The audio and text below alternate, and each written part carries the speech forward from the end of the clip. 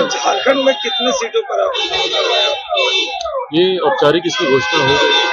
झारखंड में एक सीट, चतरा की एक सीट पर लोक जनशक्ति पार्टी रामविलास एनडीए गठबंधन के तहत चुनाव लड़ने का फैसला हुआ है और 24 तारीख को लोक जनशक्ति पार्टी रामविलास एनडीए के हमारे प्रत्याशी जनार्दन पासवान जी वो भी अपना नामांकन 24 तारीख को वो भरेंगे और उम्मीद ही नहीं पूरा विश्वास है कि चतरा की इस सीट की जीत के साथ लोक जनशक्ति पार्टी रामविलास की शुरुआत झारखंड में भी होगी। इसके पूर्व भी हम लोगों ने चुनाव लड़ा था, पर मैं मानता हूं कि इस बार जिस मजबूत परिस्थिति में हमारा गठबंधन और पार्टी है, तो इस बार चतरा की ये सीट हम लोगों के खाते में यकीनन आएगी, ये विश्वास है। सीमांचल में गिरिराज सिंह एनआरसी चाहते हैं और मांझी जी ने भी सपोर्ट किया, आपका क्या स्टैंड है?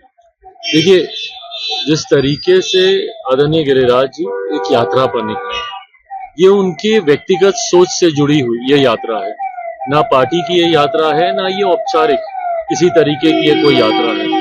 ऐसे में मैं मानता हूं कि वो अपनी सोच को धरातल पर उतार रहे, हर विषय पर हम लोग जवाब दें ये जरूरी नहीं है।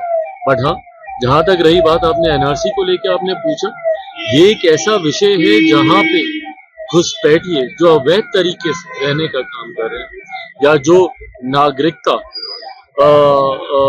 जिनको देनी चाहिए शरणार्थियों के तौर पर औपचारिक तौर पर, ये उससे जुड़ा हुआ विषय है।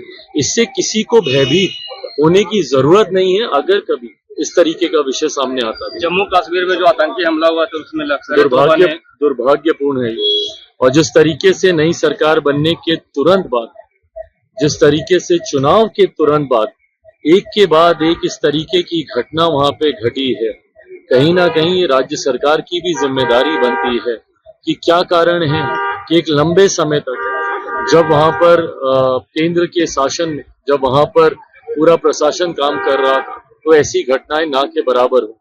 और अभी चुनाव होने के बाद, सरकार बनने के तुरंत बाद एक के बाद एक दो ऐसी घटना सामने आई, ये जरूर चिंता की बात है। केंद्र सरकार पूरी तरीके से इसकी जांच में लगी है, पर वहीं राज्य सरकार को भी ये जिम्मेदारी लेनी होगी कि क्या कारण है कि ऐसी घटनाएं पुनः वहां पर शुरू हुई। झारखंड चुनाव में क्या एनडीए का होगा? सर, लास्ट चुनाव और बिहार उपचुनाव है, झारखंड में चुनाव जो है उसमें एनडीए का क्या? देखिए, ये बात तो तय है कि झारखंड में एनडीए की सरकार बनने जा रही है और बिहार में भी 4 सीटों पे उपचुनाव होने वाले हैं, उसमें भी एनडीए के प्रत्याशियों की जीत सुनिश्चित है। जिस तरीके से आज की तारीख में प्रधानमंत्री जी के नेतृत्व में हरियाणा जैसा राज्य देख लीजिए, जहां पे लोग एक तरफा मान रहे थे कि विपक्ष की सरकार बनेगी, वहां पर जिस प्रचंड बहुमत के साथ भाजपा ने सरकार बनाई, ये प्रधानमंत्री जी के प्रति लोगों के विश्वास को दर्शाता है।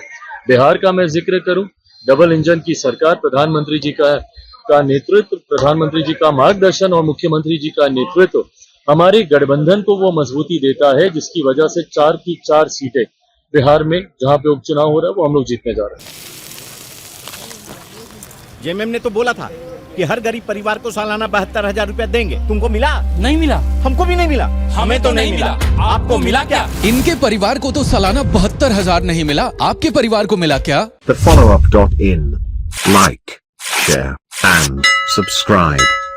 www.thefollowup.in